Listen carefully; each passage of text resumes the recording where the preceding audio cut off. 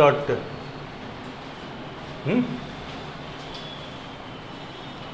देख लिया जाए इसको। अब पठार क्या है? पठार का देखिए मेजर हम लोगों ने वहाँ पे जो पढ़ा था, ये सब माउंटेन पिक्स हैं, ये घाट है।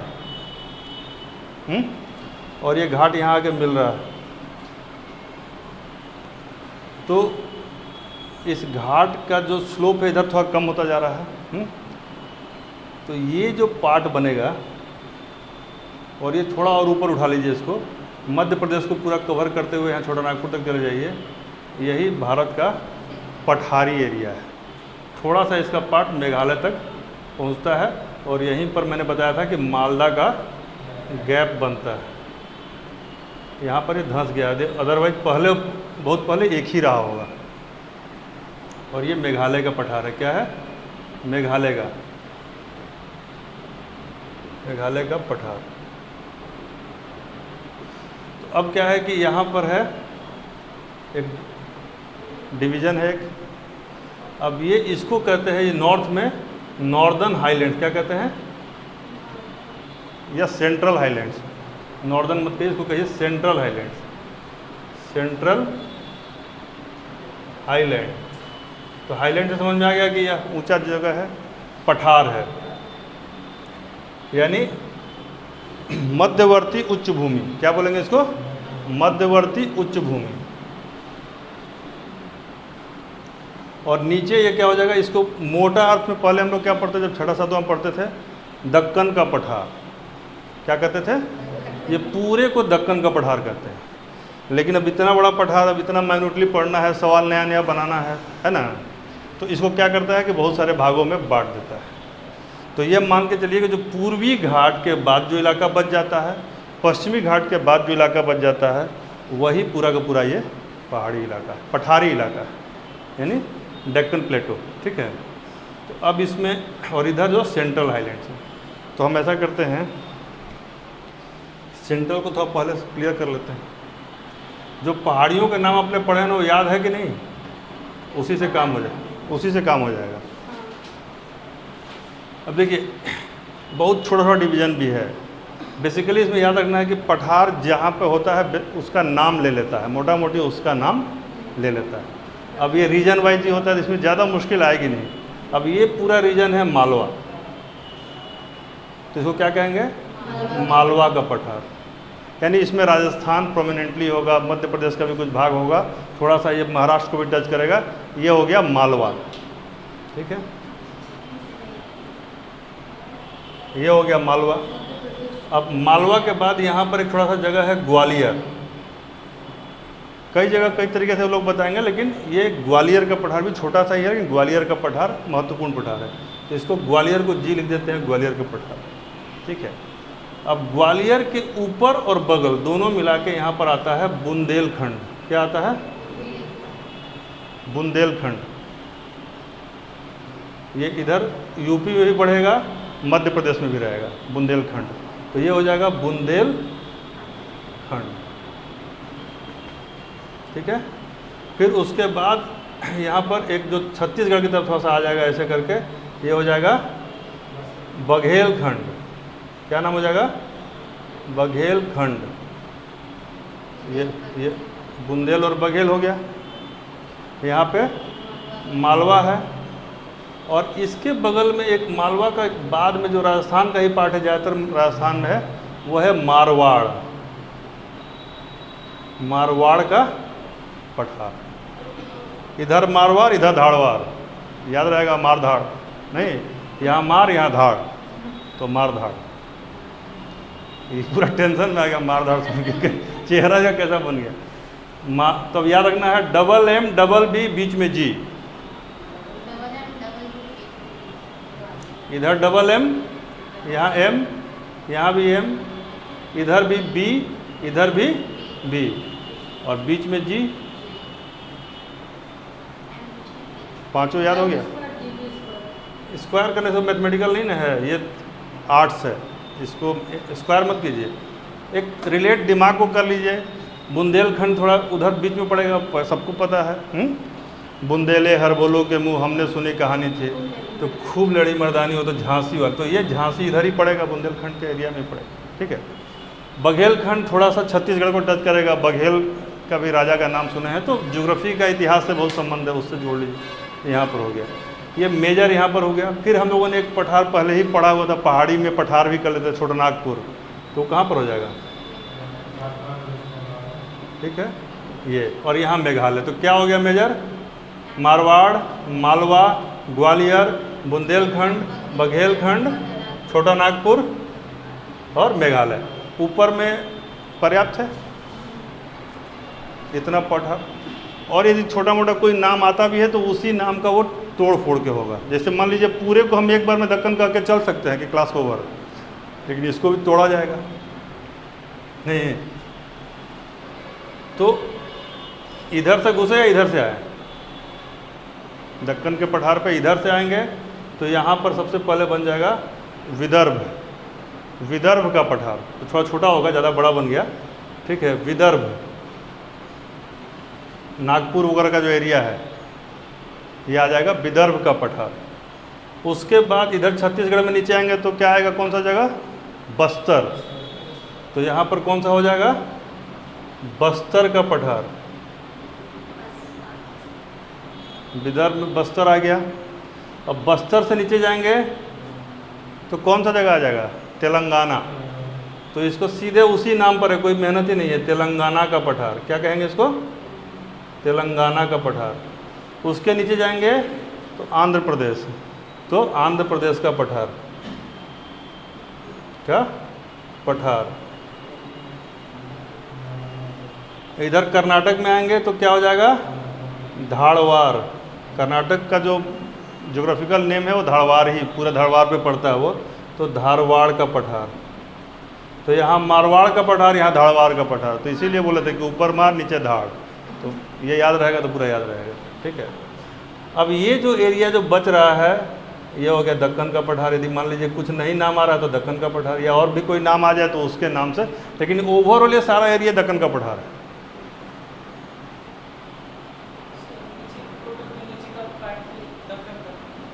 और इसके नीचे और कोई पठार है नहीं, अभी पठार कोई और है, मेजर पठार यही है। तो याद कीजिए, 1 2 मारवाड़, 1 मालवा, 2 ग्वालियर, 3 बुंदेलखंड, 4 बघेलखंड, छोटानागपुर, 5 6 हो गया, 7 मेघालय, और इधर में 3 3 यानी 12 13 पठार आपको मोटा मोटी हो गए।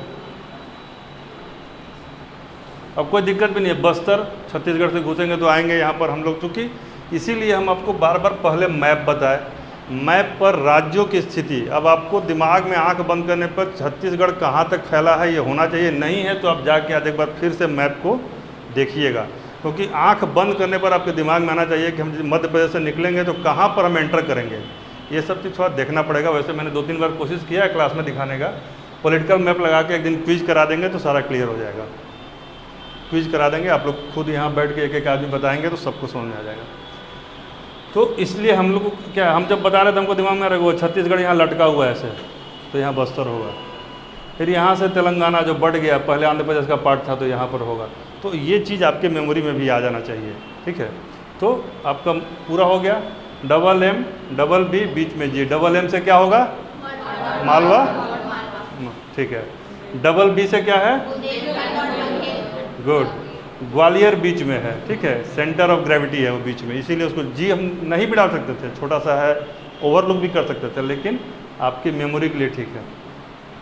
इधर से घुसेंगे तो विदर्भ, और इधर से घुसेंगे तो बक्सर। ये भी डबल बी है मान के चलिए, और नीचे में डी धारवाड़ है ही, तो मारधाड़ से याद ही रहेगा। और इधर आपका दोनों उस जगह के नाम पर, ये तो याद करना ही नहीं, याद ही नहीं करना। तो ये हो गया, तो ये आपका हो गया पठार। पठार वाला काम समाप्त, ठीक है। हाँ हाँ, इतना ही पठार है, और चाहिए। अब एक पॉइंट यहाँ पर हम दे रहे हैं, अब हम तट बता रहे हैं, पॉइंट का नाम आप लोग बताइएगा। एक पॉइंट हमने यहाँ पर दिया, एक पॉइंट यहाँ पर दिया, एक पॉइंट यहाँ पर, एक पॉइंट हमने दिया यहाँ पर, एक पॉइंट यहाँ पर, एक पॉइंट यहाँ पर, और एक पॉइंट यहाँ पर। इससे तट क्लियर हो जाएगा। ये जगह जो है गुजरात का काठियावाड़ के आसपास का एरिया हुआ ये है, मतलब गुजरात का एरिया हुआ, तो इसको गुजरात रख लीजिए। ये कौन सा जगह है हैं? ये खंभात का पॉइंट है। तो ये जो पूरा का पूरा होगा यहाँ से लेकर यहाँ तक, इसको कहते हैं काठियावाड़ तट। क्या कहते हैं? काठियावाड़। क्या कहते हैं? काठियावाड़। ये पूरा एरिया, ये चीज़। अब यहाँ ये मान लीजिए मुंबई पकड़ लीजिए इसको, और यहाँ पर आइए, क्या है? गोवा। यहाँ पे गोवा है, तो यहाँ गोवा है, तो इसको कहेंगे क्या, ये हम पूछ रहे हैं। ये बेसिकली वर्ल्ड फेमस है कोंकण। क्या कहेंगे इसको? कोंकण नहीं, कोंकण कोंकण ऊपर में, यही तो कोंकण रेलवे है, वर्ल्ड फेमस रेलवे। ये आपको अब मतलब ये मुंबई से लेकर गोवा तक आ गया कोंकण, ठीक है। और गोवा से नीचे यहाँ आएंगे आप, मान लीजिए इस जगह पे कौन सा पॉइंट हो सकता है? नहीं, पॉइंट कौन सा है? ये केरल का कोई जगह है कि कन्याकुमारी, केप कोमोरिन जो उसको कहते हैं, वहाँ तक। तो ये हो जाएगा मालाबार तट। क्या नाम है इसका? मालाबार। यहाँ नहीं, यहाँ तक ये होगा एक पॉइंट, और एक पॉइंट यहाँ पर होगा। जो केरल वाला पार्ट है वो मालाबार है, और ये जो पार्ट है ना, ये हो गया केनरा, केनरा तट, ठीक है। तो काठियावाड़, कोंकण, केरला और मालाबार क्या हो जाएगा? के काठियावाड़, के कोंकण, के केनरा और मालाबार। तो आप कम से कम ये ट्रिपल के और एम याद रख सकते हैं।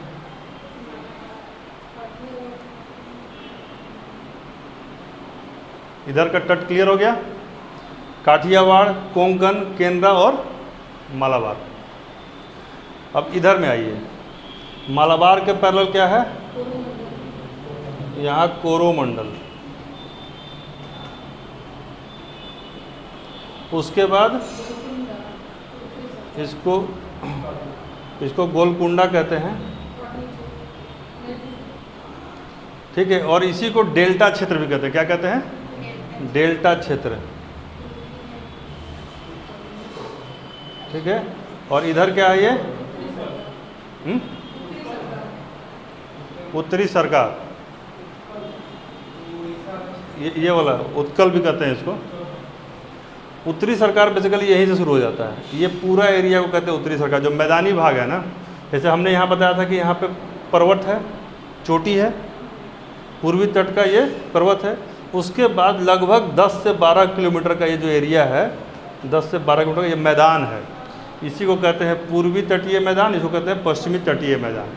तो पूर्वी तटीय मैदान का जो डेल्टा क्षेत्र के भाग के बाद वाला जो भाग है, इसको कहते हैं उत्तरी सरकार। क्या कहते हैं? उत्तरी सरकार।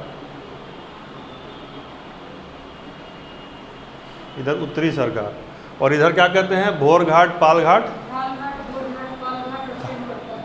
ठीक है। इधर कहते हैं पहले, ये इसी का एक अलग वर्गीकरण है। क्या है? घाट। मतलब ये जो इधर जो एरिया बच गया ना, यही मैदानी भाग है।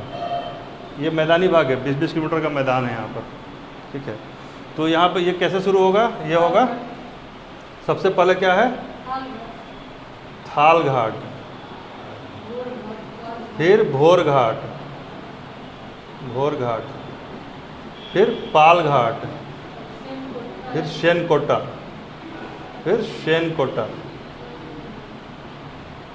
ये इसका पार्ट है। ये ऐसे, फिर यहाँ पर ऐसे, फिर यहाँ से ऐसे, और यहाँ से ऐसे। ये मुंबई से नासिक, नासिक से पुणे, ऐसे करके इसका है वर्गीकरण, ठीक है। 280 करके ये बढ़ता है, ठीक है। तो इधर में हो गया उत्तरी सरकार। लेकिन मेन पूछेगा आपसे कि मालाबार तट किसको कहते हैं, और कोरोमंडल तट किसे कहते हैं, और कोंकण तट किसे कहते हैं। ये ज़्यादा फेमस है। लेकिन अब लेस फेमस में कब जाएगा? जब छांटना होगा। कल मैंने बताया कि लोग एलिमिनेट करना चाहते हैं, तो केनरा भी पढ़ लीजिए। और इधर गोलकुंडा क्षेत्र, डेल्टा क्षेत्र, और इधर उत्कल क्षेत्र, ठीक है। इस पूरे एरिया को उत्तरी सरकार, इसके बाद कोरोमंडल तट। कोई दिक्कत? ये मैदानी क्षेत्र कहाँ शुरू हो रहा है? जहाँ पे ये पहाड़ की चोटियाँ जो पूर्वी घाट बनाती है, उनके बाद का जो ढाल है, यह इधर मैदान बनता है और उधर पठार बनता है। यानी बीच में पहाड़ी है, उसके एक साइड में बनता है पठार और आगे वाले साइड में बनता है इधर मैदान। इसका भी इधर बनता है पठार और इधर बनता है मैदान। ठीक है, कोई दिक्कत क्या? ठीक है, तो ये आप तट भी समझ गए, इसका पठार भी समझ गए, तट भी समझ गए और मंडल भी समझ गए। इसमें और कुछ समझना है? बंगाल की खाड़ी, तो खाड़ी तो है ही, खाड़ी नहीं बता रहे अभी, खाड़ी नहीं बता रहे ना, अभी तो आपको तट बता रहे। खाड़ी तो हम ऑलरेडी पहले पूरा विश्व बताए हैं, उसे बता चुके हैं। मालदा गैप है, मालदा गैप कहते हैं। पृथ्वी का मतलब भूगोल का एक स्थिति है जिसमें वह धंसा हुआ है, तो उसको मालदा गैप कहते हैं। मतलब कि यहाँ पर छोटानागपुर के पठार को मेघालय के पठार से कौन अलग करता है? तो वो है मालदा गैप। एक क्विक रिवीजन करते हैं, फिर इसको क्लोज करते हैं। जो हमने आपको बताया है उसमें से बताइएगा ईस्टर्न साइड में, नहीं कि हमारा ईस्टर्न साइड इधर होगा, कौन सा? मेघालय। पश्चिमी पठार कौन सा हुआ? अभी तक जो बताया उसमें सबसे ऊपर में यानी उत्तर में कौन सा है? मारवाड़ नहीं, उत्तर बोल रहे हैं। उत्तर में बुंदेलखंड टच करेगा। ठीक है, और सबसे लास्ट पठार कौन सा हो जाएगा? आंध्र प्रदेश वाला पठार लास्ट तक जाता है। ठीक है, हाँ, विदर्भ का पठार जो है वो भी पूछने का कुछ नहीं है उसमें। ठीक है, एक सवाल, हाँ, बस्तर का पठार कहाँ पर है? छत्तीसगढ़ में। ठीक है, और बघेलखंड का पठार छत्तीसगढ़ के बॉर्डर पर है और उत्तर प्रदेश को भी टच करता है। ठीक है, कोई दिक्कत नहीं। बताइए इधर के चारों तट का नाम बताइए।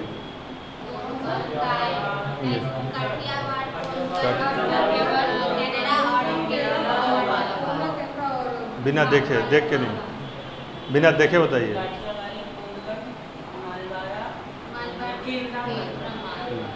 मालाबार, ऐसे ऐसे हम तो भोजपुरी में बहुत सारा सूत्र बनाते हैं, क्योंकि मदर टंग है, याद रहता है। तो जैसे आपको दिक्कत हो, का कोई केहू के माला पहनाई, का कोई केहू के माला पहनाई, याद रहेगा। का मतलब काठियावाड़, को कोंकण, केहू के केनरा, माला पहनाई। ठीक है, तो ये हमको याद मतलब रह जाता है। इससे आप लोग को हो सकता है कि याद रह जाए, या फिर थोड़ा सा अमेंड कर सकते हैं, कोई दिक्कत। घाट के हिसाब से देखा जाए तो थाल घाट, भोर घाट, पाल घाट, चनकोटा, इस पर है, क्रम यही है।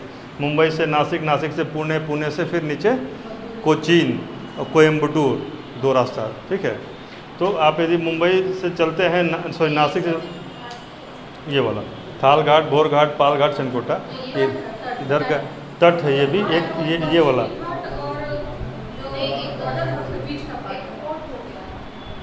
पोर्ट नहीं है, ये पोर्ट नहीं है। ये देखो यहाँ जो पहाड़ है ना, थोड़ा सा पहाड़ के बाद यहाँ पे नदी के तट है, काठियावाड़ का जो है, उसके बीच का जो ये भाग है, इसको तटीय भाग कहते हैं। इस तटीय भाग का नाम है थाल घाट, भोर घाट, पाल घाट। ठीक है, नदियों के किनारे बसे शहर का मैंने दिया था, रख दो। 2-3 नदी का शहर पूछे हम, देख लेते हैं, क्योंकि क्लास का अंदाज़ा नहीं लग पाता फिर। जैसे हैदराबाद किस नदी किनारे है? नदी का नाम है मूसी नदी। ठीक है, गुड, क्लास प्रगति पर है। उज्जैन शिप्रा नदी पर है।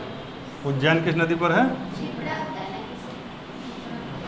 शिप्रा, छिप्रा दोनों होता है, शिप्रा और शिप्रा। शिप्रा मतलब होता है तेज, क्षिप्र मतलब संस्कृत में होता है तेज, जो तेजी से चलती है नदी। तो ये नदी हो गई। इसके अलावा यूनिक टाइप, बाकी तो लोगों को पता है कि मान लीजिए गंगा नदी पे बसने वाले 5 बड़े शहरों के नाम बताइए, ऐसा सवाल आएगा। तो अब सवाल को ट्विस्ट करते हैं, पश्चिम से पूरब की तरफ बढ़ते क्रम में 5 शहर बताइए गंगा नदी पर। पश्चिम से पूरब की तरफ,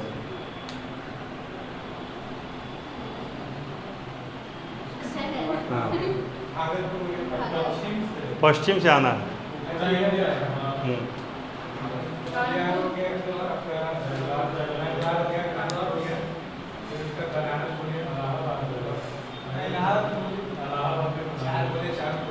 चार हो गया, पटना भी हो जाएगा। ठीक है, समझ में आया आप लोगों को क्या बोले वो? हरिद्वार उन्होंने पहला बोला है ना, फिर कानपुर, फिर बनारस, सॉरी पहले इलाहाबाद, फिर बनारस, बनारस के बाद पटना, पटना के बाद भागलपुर, मुंगेर, आप वो तो नहीं कर सकते। तो ये गंगा किस भी पूछ सकता है। और आप बताइएगा, आराम मत कीजिए अभी, और कोई नहीं बोलेगा। ये लखनऊ कहाँ बसा? किस नदी के किनारे?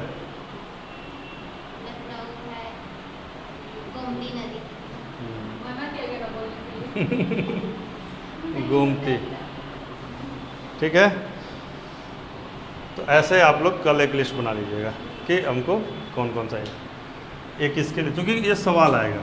हम ऐसे ही कुछ और बता दे रहे हैं जिससे कि आप लोगों को लिस्ट बनेगा। लिस्ट जब बन जाएगा तो यहाँ पे हम लोग फिर एक बार चार्ट करके देख लेंगे। जैसे 2-4 पूछते हैं। नदी परियोजनाओं का मैंने कहा था आप लोगों से कि किस पर कौन सी नदी परियोजना है, या बांध या जलप्रपात वाला भी कहा था। तो अब यदि पूछे कि यह परियोजना किस नदी पर है, जैसे नागार्जुन सागर,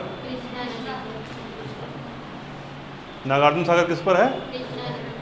कृष्णा नदी पर है। वैसे यदि कहा जाए कि हिमाचल प्रदेश में 3 नदी परियोजनाएं कौन सी हैं?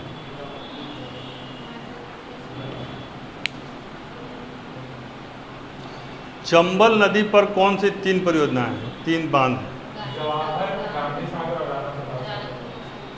ठीक है। नाथपा झाकड़ी कहाँ पर है?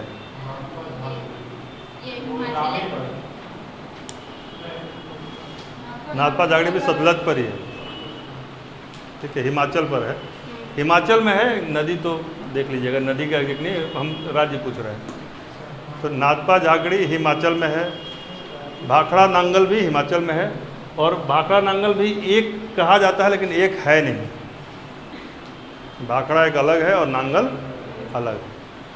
ठीक है, तो इस परियोजना को आप लोग एक बार देख के एक लिस्ट बना के आइएगा, सो दैट कि हम यहाँ पे जब चार्ट बनाएंगे तो तुरंत वो क्लियर हो जाएगा, नहीं तो फिर वो डबल मेहनत हो जाता। तो नदी घाटी परियोजना, महत्वपूर्ण जलप्रपात और जो झील वगैरह है, मतलब उस लैंड फॉर्म को हम लोग कर लेंगे। अभी तक हम लोगों ने क्या किया? नदी कर चुके, पहाड़ कर चुके, इस सब में अब सवाल कम से कम पीटी के लेवल में आपसे गलत नहीं होगा। फिर पठार कर लिया, ठीक है, फिर तट कर लिया हमने, हैं कर लिया ना, और इसके अलावा क्या किए हैं? मैदान अभी बाकी है, वो तो हल्का सा मैदान किए हैं। ये इधर वाला पूरा, ये भी पूरा का पूरा बाकी है। ये तो मेन भारत है, मैदान तो पूरा भारत है। ठीक है, तो आप इसमें वो नदी घाटी परियोजना और ये सब सारा जो है वो करके आएंगे, तो हम लोग भारत का फिजिकल फीचर उस दिन ख़त्म कर देंगे, जो भी बाकी चीज़ बचा रहेगा। ठीक है, वनस्पति वगैरह अलग से, मैदान और वनस्पति का अलग से क्लास लेंगे। वो तो इन्फॉर्मेशन पार्ट है, कंसेप्चुअल पार्ट को पकड़िए। इन्फॉर्मेशन पार्ट तो आपको हम 10 पन्ना देंगे और बोलेंगे कि यहीं अभी आधा घंटा पढ़िए, फिर हम टेस्ट ले लेंगे, आपको सब याद हो जाएगा। वाटरफॉल, तो वाटर जैसे कि मान लीजिए सेतु समुद्रम है, कहाँ है?